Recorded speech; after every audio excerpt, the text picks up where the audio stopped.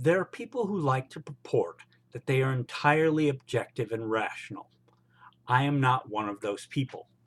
I consider most of the thoughts in my head to be at least a little subjective, and some are a lot so. In a world that increasingly considers skepticism to be a virtue, it strikes me as strange how often people fail to apply that standard to their own ideas.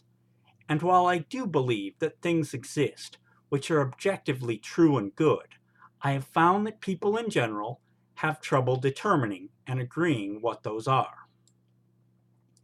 The first problem I see is that many people rely on what they consider self-evident assumptions. If one takes as axiomatic that Scripture is infallible, for instance, one can produce a large and logical body of ideas based on that starting point. But then the same people go on to prove that their Scripture has no errors by arguing from those Scriptures. That kind of argument is circular logic. For those who don't believe the original premise, anything constructed from it is unconvincing. Some secular thinking falls into the same trap.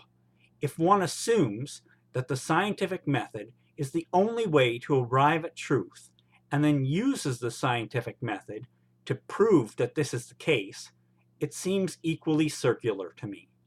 I personally see both Scripture and science as having value in finding things that are true and good. But neither are perfect, nor can our interpretations of them be perfect. This brings me to my second problem with people claiming objectivity about principles of what is true and good. I am resistant to assertions that anyone has a monopoly on them. I find that the more people are certain of the things as they are arranged in their heads, the less able they are to learn from disagreements. Public figures debate their points and hardly ever listen to the other side of the debate except to tear it down. And people watching often choose sides and close out alternative views. This is especially the case when the above instances come into contact, as far as I've been able to tell. But my problems with pitting religion against science will have to wait for another day.